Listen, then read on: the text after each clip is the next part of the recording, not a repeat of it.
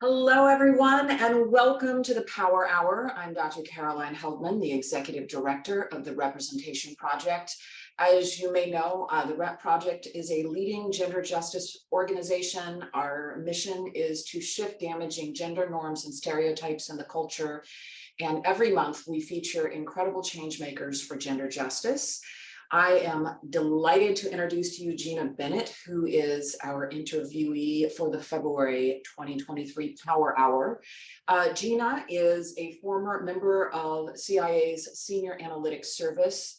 She is a seasoned counterterrorism specialist who authored the earliest warnings of some of today's terrorism trends, including the 1993 report, the first report that warned of the growing danger of Osama bin Laden and the movement that he was fomenting. Her analysis, and I'm pulling these words directly, they're quotes, her analysis has been called genius and prophetic.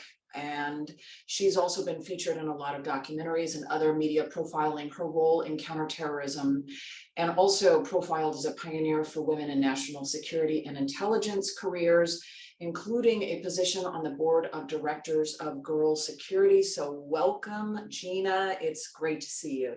Thank you. It's so good to see you. And thanks for having me.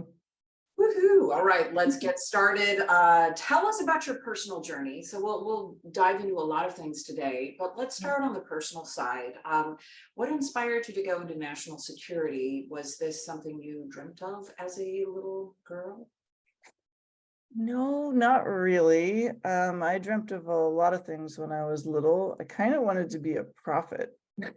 So I went to Catholic school. So that, I think, planted a seed in my head of being able to see ahead, I suppose. I think for a while, journalism was where I was thinking, because I did enjoy writing.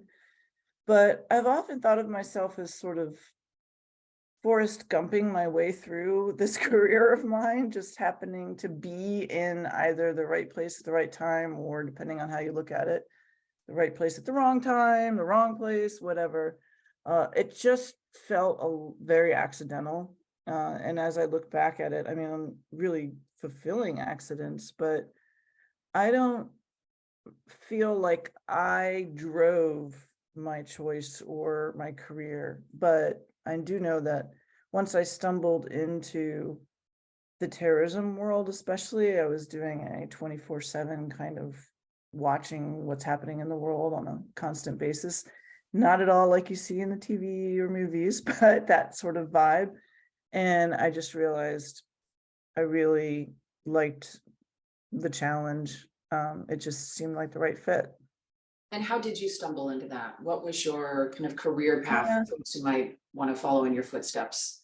sure. Well, I would suggest not doing that, but if you're interested, my father told me to just get my foot in the door. When I graduated from the University of Virginia, undergrad, we were in Reaganomics. Reagan was the first president that I served. So I was just happy to get a job, any job.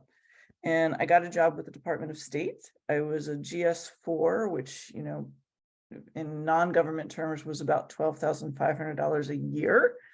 And I took it. And my dad said, look, no one's going to know that you're smart because of a piece of paper. You're going to have to go in there and work hard and really show people. And so I like to think I tried to do that and was just diligent and painstakingly deliberate with my work. And I had a boss notice that and recommend that I leave what I was doing, because I was just a clerk typist. I was alphabetizing, filing, typing, and go try to get a job in intelligence. Well, I didn't really even know what it was, to be honest with you. But I was used to taking orders from people. So I did that and stumbled into this 24/7 intelligence watch center that needed a terrorism person, every 8 hours to monitor what was going on in the world. So that's how I stumbled into it. And why were you used to taking orders, and why would you recommend this career path? Well, I mean, I went to Catholic school and my father was in the military. And so, yeah, I was pretty much used to, let's just say I had been acclimated to not questioning when I was told to do something, unfortunately. And you would not encourage this career path? We'll get into that. We'll dig Oh, into no. I don't, no. I love, the career path is fabulous. I mean, stumbling your way into it may not be that. the best way. Got it. Okay. So anyone listening to this podcast who wants to pursue a career in national security will learn from your stumbling. You were the first person in the agency to identify Osama bin Laden as a threat. Can you talk about the discovery, your journey to get people in power to pay attention? What was that process? Sure. I mean, well, there were several of us who, from different angles, were collecting the information, the little indicators along the way, working with some foreign partners and really seeing that he might be pulling together a very loose organization, but an organization nonetheless that had a master plan. Basically, it had a strategy. He had a strategy. He had a plan. He had the people. He had the wherewithal. So it was more than just a vision or an aspiration. I mean, you run into a lot of people in the world who aspire to greatness, who aspire to do great things, both good and bad. But when you see some of the other information behind it that suggests they really have a plan and they know how to execute it, and that's what they're working towards, you have to pay a little bit more attention. So while that was true for a number of us, it was a very hard thing to explain. The national security community, the policymaking community in particular, was trying to benefit from the end of the Cold War. The Soviet troops pulled out of Afghanistan in '89. The wall came tumbling down in the Germanys, and we were all sort of hoping to celebrate this peace dividend. Democracies were breaking out all over the world. If you can remember how great all of that was for that moment in time, and to then try to warn this, set of policymakers that there was this danger brewing in what looked like a group of people. They weren't the same nationality. They didn't even speak the same version of Arabic. They had very different backgrounds, that this group, which was not attached to any government or state, didn't have that kind of sponsorship, was a potential threat. It was a hard sell. It was a really hard sell. And I've been asked a lot, do you ever get frustrated, or was that frustrating, or did you ever get angry? And absolutely no, it was frustrating. I think it was more frustrating when my own colleagues, like peers in the intelligence community, who understand the warning process and how you are trying to forecast and get ahead, when they were cynical or just didn't, very skeptical of what we were saying. But for the policymakers, I could understand how hard it was to believe at that time, given the context. And I think it's important. To me, it's a really important lesson. And I try to tell people, especially the folks who are doing this now, because, I know, like right now, there are people out there who are forecasting and who see the dots, and they're connecting them in ways that policymakers and the rest of us are saying, oh, that's crazy. And some of them are right. And so I think it's just, understanding that we're not really, we believe the narrative that's in our head, and it's very difficult to be convinced of something different. So it's just the nature of that part of the national security mission, the warning part. The warning part is hard. Convincing people is hard. And you managed to convince them through, a painstaking report and detail. Looking back at it now, could we have done more? Could we have done more early on, given the information we had, or did we operate with what we had? Well, I think we operated with what we had. We couldn't have done anything more within the laws that we had at the time. I think from a counterterrorism perspective, in the 90s, we didn't even have what we now know as the Foreign Terrorism Organization list, the FTO. We didn't have things like that. We didn't have the laws that provided the more aggressive intelligence collection or investigative tools that might have gotten us more data and more positioning to do something. The flip side, though, is I think what it takes to really strike a big blow at terrorist groups like that as they were emerging is something that doesn't require a lot of information, but requires an enormous leap of faith and a lot of courage to do it. And I just don't think that we tend to have a policy structure that goes for that, right? Because of the, we have in a democracy, what the people want and think matters, even if they can't possibly know everything that a president or a national security advisor knows. And so it's very difficult for someone in those positions to step way ahead of where the public is ready. And so much of it when it comes to terrorists is recognizing that they've stolen a population's legitimate political, socioeconomic set of grievances.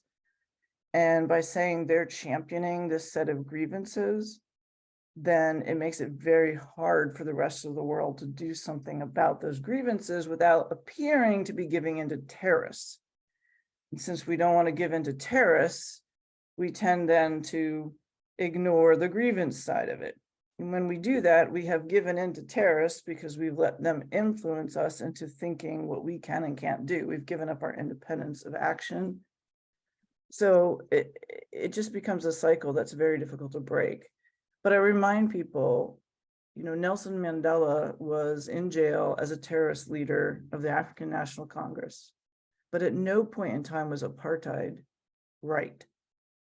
So you have to remember that there is a legitimate grievance behind even the worst terrorist groups. So, yeah. And I think that kind of, that courage to actually attack the underlying conditions or the underlying problems and ignore the terrorists, that's just a really tall order. So Gina, in a nutshell, what would be the best way to address it? You're saying systemically you go in and address what are the primary grievances driving terrorism globally? Oh, lack of access to justice or belief of that, perceived lack of justice is probably the only thread in terms of grievances across time, space, locations. It's, it's entirely about one community perceiving that they don't have equal access to government, to their rule. And the justice side of it is always where you see the most grievance and the most recruitment power. And, when one population is disadvantaged systematically, when they are targeted for government repression and other populations aren't, that kind of thing.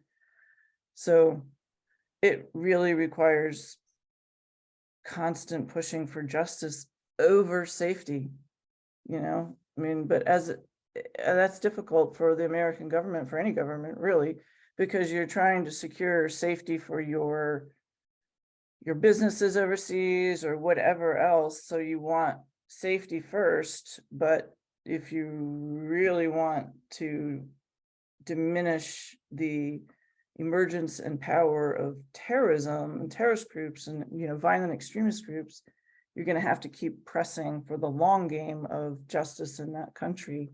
Well, that's a great segue to another question about national security, about how we define it.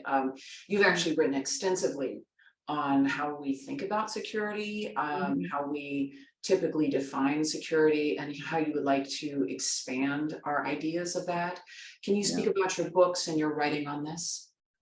Sure. And actually, this relates a lot also to Girl Security, the nonprofit organization that I'm working for, because we have this definition of security, and security studies programs at universities and elsewhere have continued to teach this idea too. We talk about it as the safety of the state, the territorial integrity, our borders, our infrastructure, our buildings, our people, defense, ensuring that the United States is not going to be invaded by anybody. This is what we have inherited over hundreds and hundreds of years as national security. The problem that I see with that is it limits our security and our understanding of security to safety, issues of actual physical safety. And I don't think that's right. When you think about it from a personal level, your personal safety is obviously very important. Your family safety important. You lock your doors. You do the kinds of, you control your Wi-Fi, for example. You protect your safety, but you also protect your family security in the sense of making sure that everyone feels a part of the family. If your house is broken into, you don't necessarily become insecure as a family. You probably still love each other very much. Like, that doesn't change. So, and I think, girls and women, gender minorities, really all minorities, understand intuitively we don't have control over our safety. We are the least safe people in the world, but that doesn't mean that we're insecure. I mean, we can be secure in who we are and what we are, how we define ourselves, what we believe, what we think, what we do, what we seek to do. We control that as an individual. And someone can hurt you, but that doesn't mean they can take away you.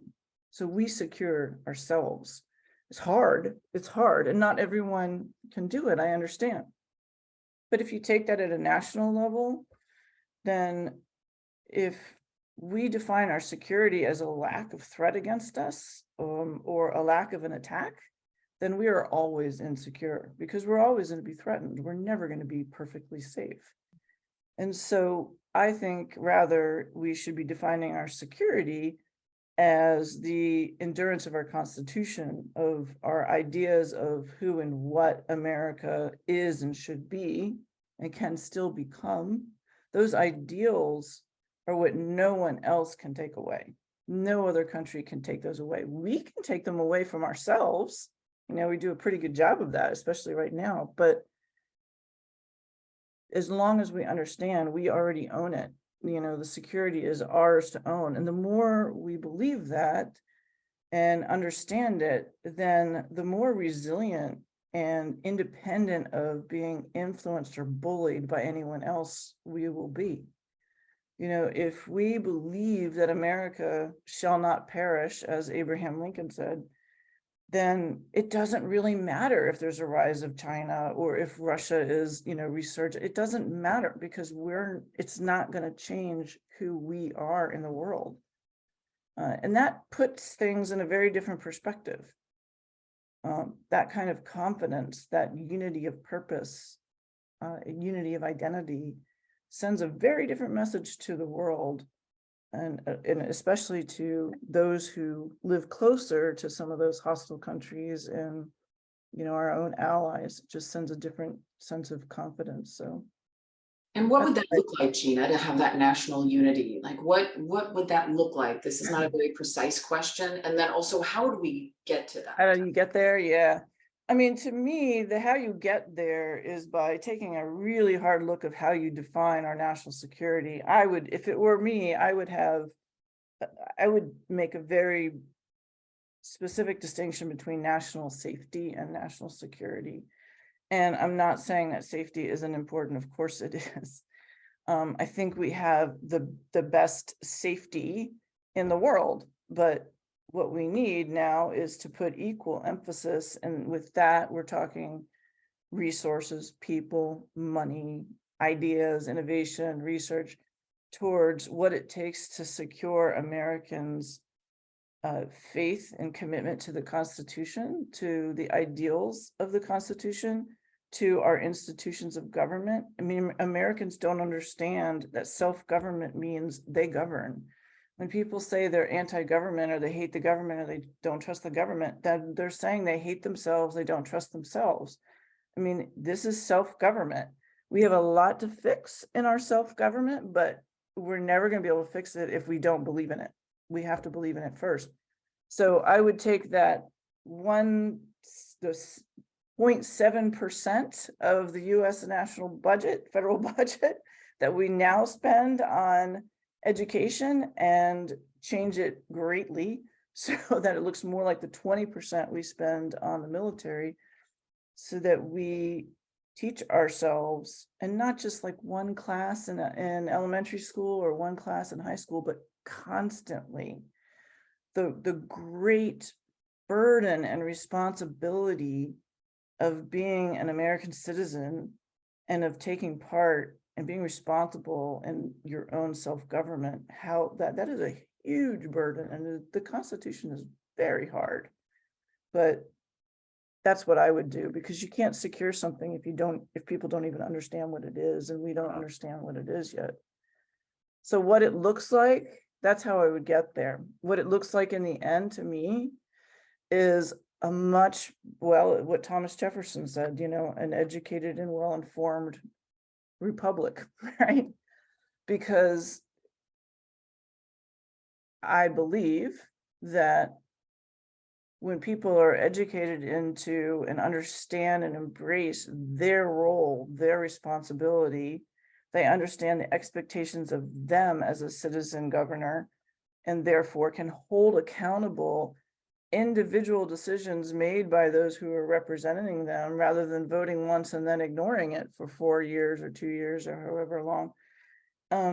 By being more engaged, that investment and that buy-in then makes you more a part of it. And the more you're a part of it, even if you disagree with someone, the more unified you are, the more cohesive we are as a country. And I think that makes us even more fierce in the world, both as a power for good in terms of influence, as well as the deterrent from trying to tear us down. When I'm a mother of 5. My books are about national security, Mom, because I really don't see a distinction. I know men out there, or, not just men, but people like to think of security as hard security, and it's all this, but it's really, when you take human beings and multiply them by billions, it does not change human behavior. So to me, when you influence your children when they're growing up, you have a family, you love some of the ones in your family that you can't stand being with. That's what being one nation means. It means respecting, mutual respect, respecting that I can't stand you, but we're in this together. So let's just make sure that we sit really far apart from each other at the Thanksgiving table, whatever it takes. Well, when you put it in terms of family, I think we can, most of us can relate.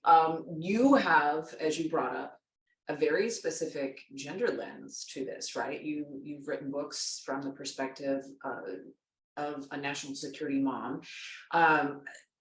Let's talk a bit about how gender plays a role here, and the importance of getting more women into national security. You have spoken about how, in really brief terms, about how the man box affects our perceptions of national security and safety, and you just hinted at it, right, with hard national security. Can you talk a bit about what you think women can bring to the table here, and why it's so vital to have more women in national security? Mm-hmm. Sure. And again, these are observations from my 34 years of participating. So I don't claim that they're, built on statistics and data that I've gathered over the years. That's not the case. But as I've observed it, again, thinking about the safety versus security, I have been, while I was doing the counterterrorism work, I was in both, right? My job was literally to keep innocent people safe from being attacked. That was my mission. I was very much a part of that. Some of that job was also about targeting individuals or cells or, activity that we wanted to disrupt. So I've been the hunter also. I've done that side, the safety, the hunter versus the gatherer. I understand that world and that mission, and it is not, I can do that just as well, just because I was born with the ability to produce a baby. That does not affect my ability to do that any more than it affected Thomas Jefferson's ability to be a farmer, right? So, I don't think that the role is necessarily have anything to do with your birth sex. I have also, though, as a parent, as a mother, and in looking at a different definition of security, one that is far more the responsibility of Americans than it is a vulnerability for, foreign enemies to exploit.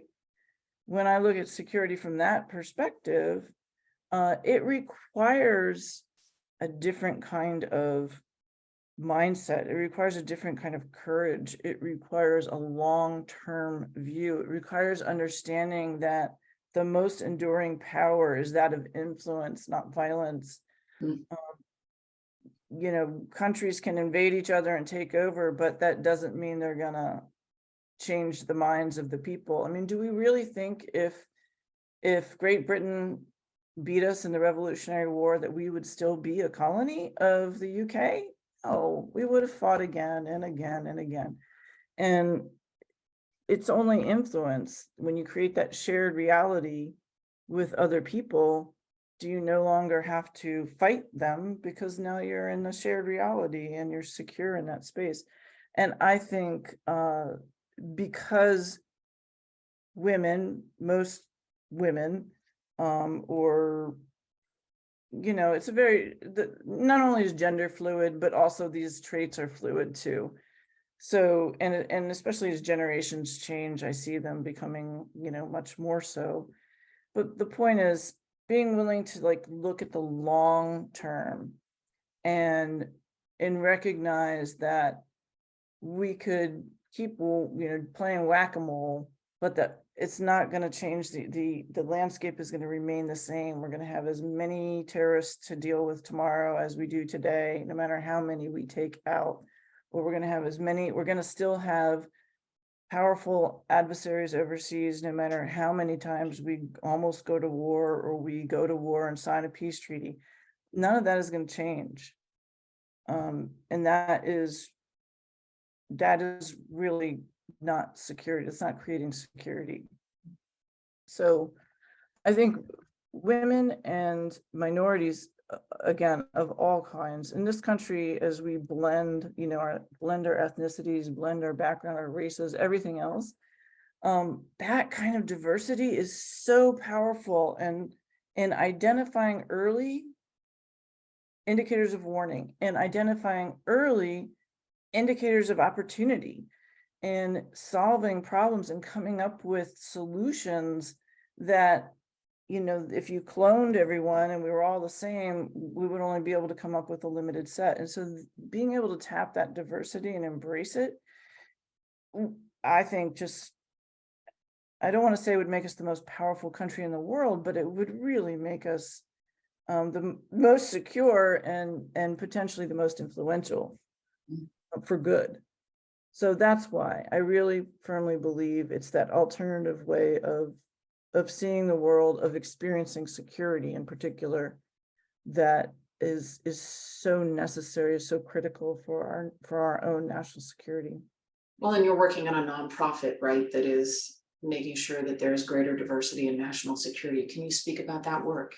Sure. Yeah, no, Girl Security, our CEO and founder, Lauren Bean Buita, started Girl Security, with this goal to empower girls, women, gender minorities, with knowledge and understanding of what national security fields are, what the career opportunities are, and giving them access to understanding it and recognizing that they actually do have relevant natural skills in this field, that they do have the right to be a part of the field. They don't need to wait to be invited.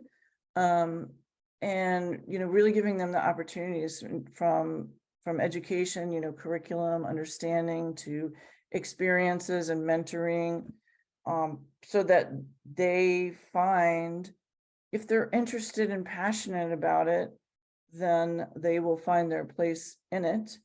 And with more confidence, with more competence, and with more competence comes again more confidence, and really use their voice and their talents to help secure America if that's what they want. And it doesn't even have to be in government. We have so much national security in the private sector in this country. So it's not like you have to serve in Washington, D.C. God knows, I know people don't want to live in Washington, D.C. So yeah, so that's what girl security, we're all about, creating that deliberate pipeline of diverse girls, women, gender minorities, and the intersections of so many other kinds of minorities in that, and really diversifying the perspective, the experience, the expertise, the ideas, the solutions, all of that. I loved living in DC when I was there, but yeah, the winters are a little rough. So lots of options all over the place. A couple more questions. Sure. What advice would you give to young people who want to go into national security? They can avoid your stumbling. Yeah, well, now they have a girl security. I mean, girl security, well, if I'd had a girl security when I was younger, I probably would have gone into national security right from the get-go. So I think, first is the internet is a powerful thing. Go find information that can lead you to something like girl security or something else that helps you understand how multifaceted national security is, how much national security is part of your everyday, whether you believe it or not.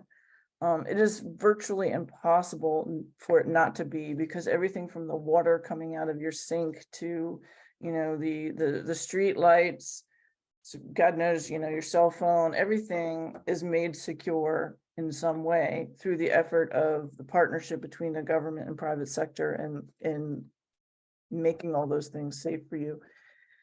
So it really is an opportunity to explore a career and be part of something bigger than yourself. So find the information to help you explore it. And every time you feel like, I'm still liking this, I think of it as, hey, you're getting the phone call, you're getting that call to serve. You don't have to have a master's degree at Georgetown in order to be in national security. So I think it's really understanding that it is service. And if you have that desire, if you really believe it's for you, then the government needs you, the private sector needs you, national security space needs you, because we need people who really want to do it, because it's more than just a job, it's more than a salary, it's service. Along those lines, this is a controversial question, but a lot of folks, when we put out that we're going to be interviewing somebody from an agency like the CIA, we get feedback saying, what about the long history of racism and COINTELPRO and the exclusion of women and people of color from the agency, and the misuse of the agency over the years? What is your response to those critiques?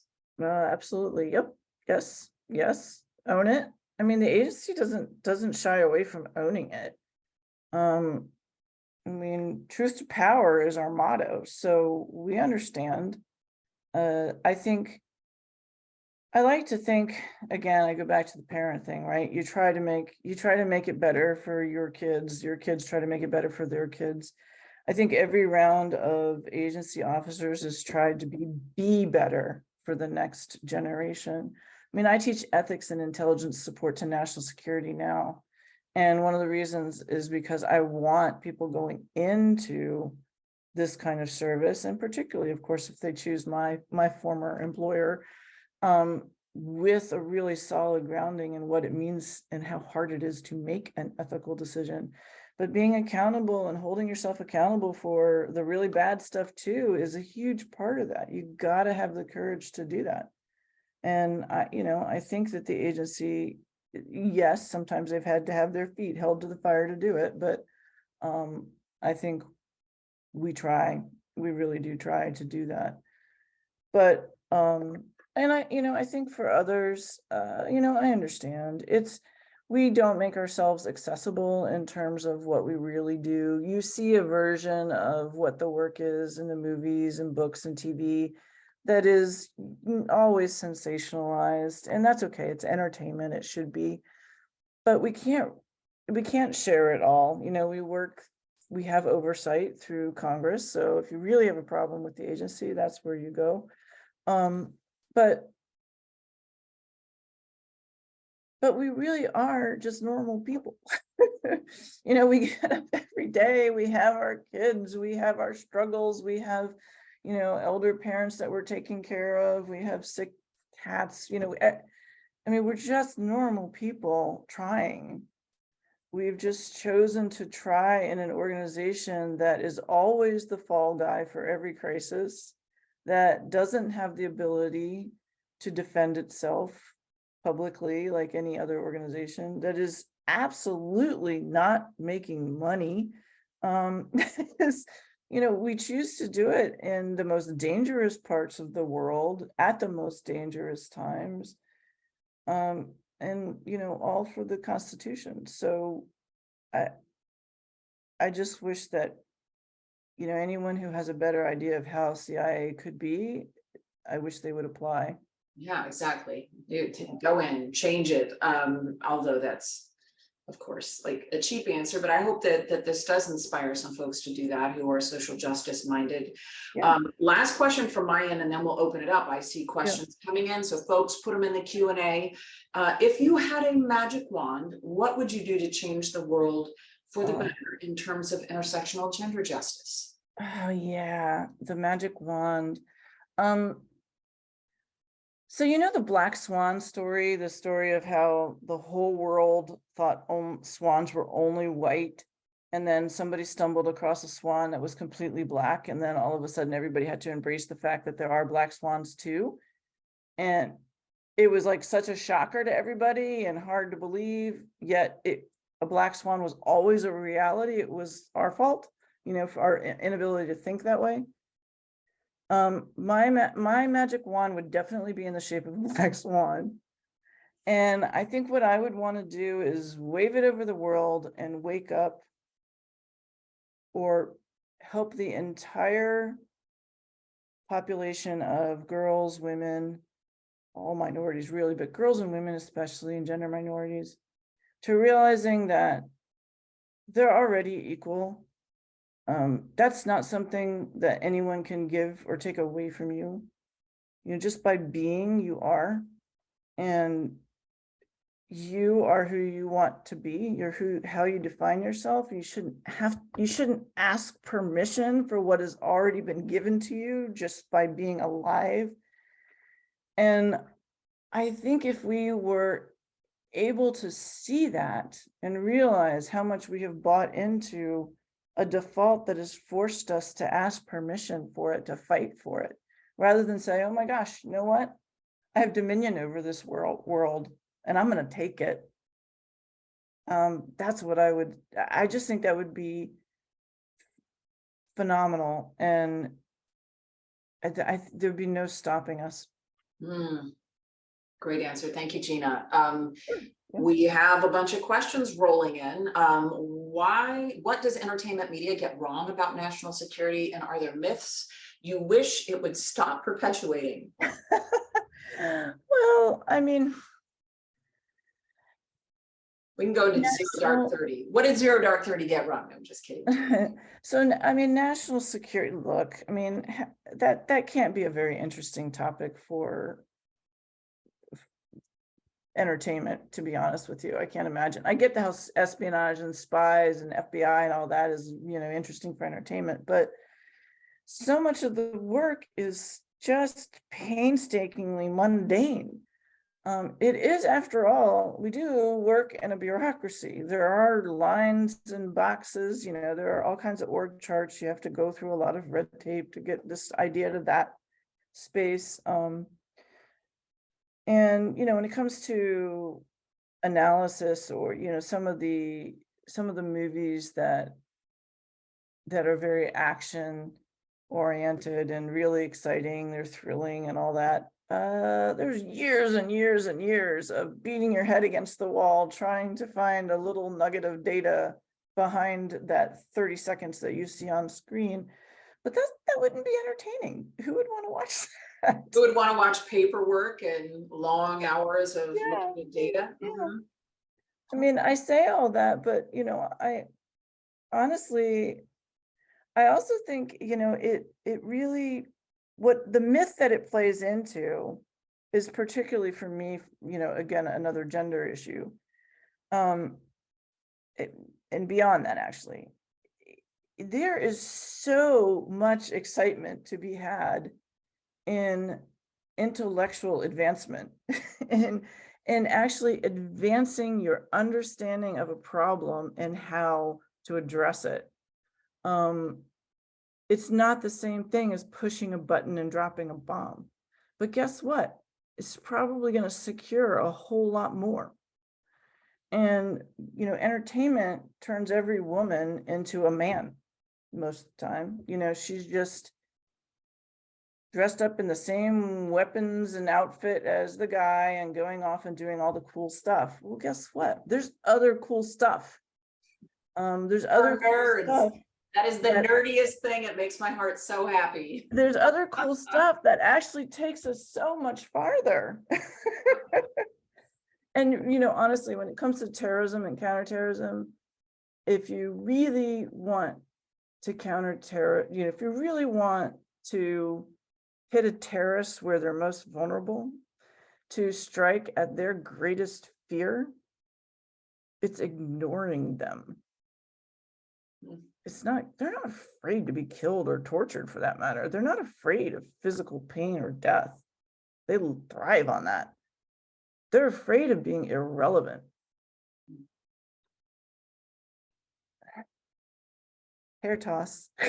And how do you do that? Gina, how do you make them irrelevant? Don't let them be the topic of attention. Don't let them steal the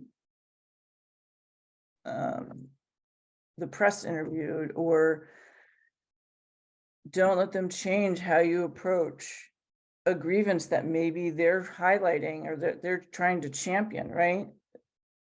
Don't let that change how you address or how you interact and engage in the world.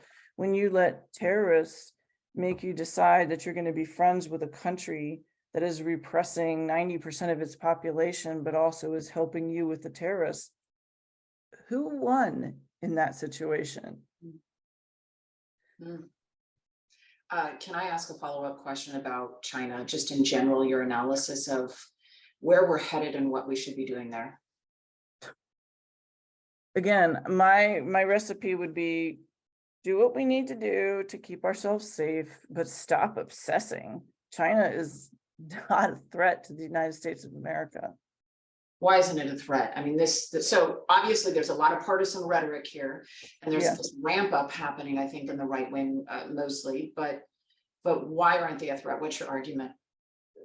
Because they don't want to turn us into something other than what we are. I mean, we are a democracy, hopefully, a democratic republic. We would like to stay that way. China doesn't want to rule the United States of America. It just wants to rule itself in its own, but yeah, maybe it has expansionist ideas about itself. I think, frankly, it just has a 100-year, 200-year plan of making sure that its people can survive a warmer earth. But it's not all about us. And again, I go back to, if let's just take the Cold War analogy, if China or North Korea or Iran or Russia, for that matter, lobbed a whole bunch of nuclear missiles over here and destroyed half our population, would we then be like, okay, yep, we'll be communists? Or, okay, yeah, we'll be part of the Islamic Republic? Or, okay, we'll be Russian nationalists? It's absurd. Thank you.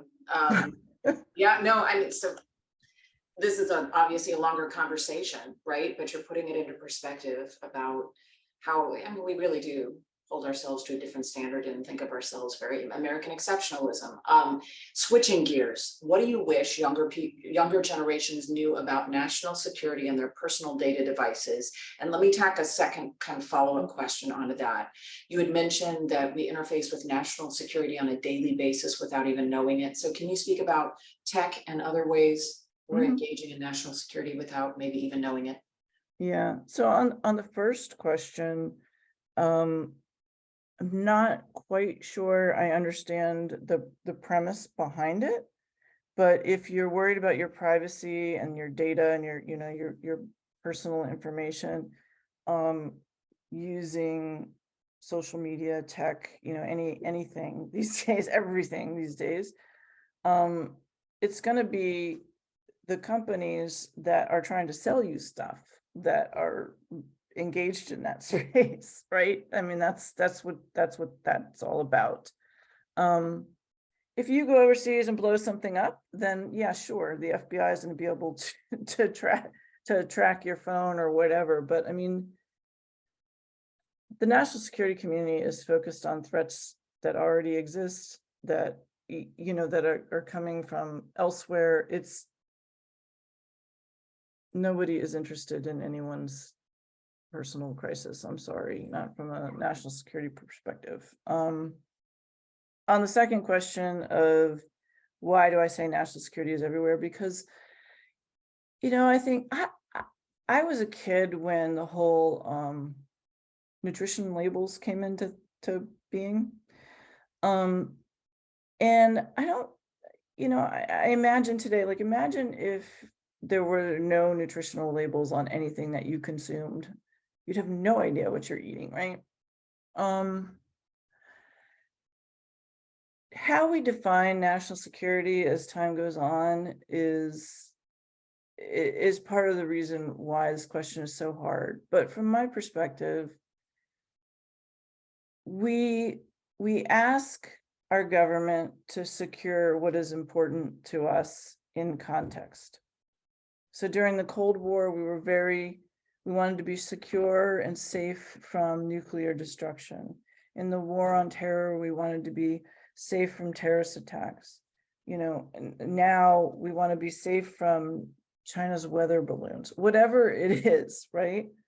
But we also expect the government to provide quality goods and services to us, clean water, maybe clean air. We would like to know that we can turn on our electricity and it's going to work, even if there are disruptions. We want to know that, the stoplights in one city are synced with the other city so that you don't kill each other when the two merge. I mean, simple things, in addition to everything that is based in the digital domain because of cyber. But just the basic day, sewage, where you flush your toilet, it goes away. It doesn't back up into your house typically. All of these things are provided and made safe and made safer every year, every decade, because of the executive branch, the national government, that infrastructure that ensures and regulates and enables all of that to work to a certain standard and to continue to work to higher and higher standards as information and research expose weaknesses and problems. And to me, that's all part of making this a secure country, a place where Americans still want to be. That's why I define it so broadly. Great. Well, good segue into the next question. How have your day-to-day decisions changed knowing what you know now versus before joining the CIA? Wow.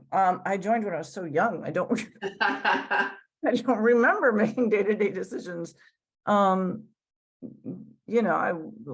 was really straight out of college. I was 20 when I first started in the Intel stuff. I think, number one, I have a copy of the Constitution with me everywhere I go. When I swore my oath in 1988, they gave us a little pocket copy of the Constitution. And I had that with me until the day I retired. And I took it with me when I walked out of the building. I had my colleagues sign it for me. So I think it has changed my view of what America means to me. And not much more than that. I now understand. I think I understand the luxury of freedom in a way that I wouldn't have if I hadn't had the opportunity to serve and see and be in the places that I was in, and to really understand what repression and oppression is like for so many people elsewhere in the world. So I don't take it for granted, I guess. And I do think about and talk about the Constitution on a daily basis, much to my family's misery. I do the same with my students, with my little pocket pony, as I call it, my Constitution. Molly Jacobs is pushing back against this narrative in her question about a common narrative. Don't most terrorists just need to get laid? Wink. She says, I'm sick of mass shooters, and hopefully you'll update. We'll update our methods for tracking and neutralizing mass shooters to prevent them from committing acts of violence in our community. Can you talk about this growing threat of domestic terrorism, and also this narrative, right, about these men who are not having enough sex leading to terrorism? Bust that myth. Yes. Okay. So number one, there's never been a terrorist organization ever throughout all time that worked on behalf of feminism or women's rights or wanting to have women rule the world. So let's just put that little fact over there. The vast majority, of course, terrorists are men. Vast majority of mass shooters, so now we're getting into, in this space, men. We never talk about this though. It's like so accepted as normal that we don't actually look at it and say, why are men killing and women aren't? Why aren't women killing? I don't understand it, to be honest with you, because if we can figure out why it is all terrorists aren't women, or why all women aren't terrorists, there's something there that we need to understand, because women across this world have more reason to be angry and to take that anger out on the people who are assaulting them and repressing them and controlling them, and that is men. Why aren't we? So when you look at it from that perspective, it ought to then make you wonder, why are men? Why are they? Why are they the ones? So I don't think getting them laid is going to change anything. When has a guy only wanted sex once?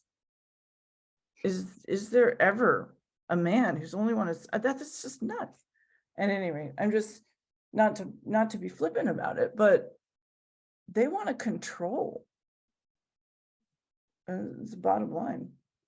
They want to control.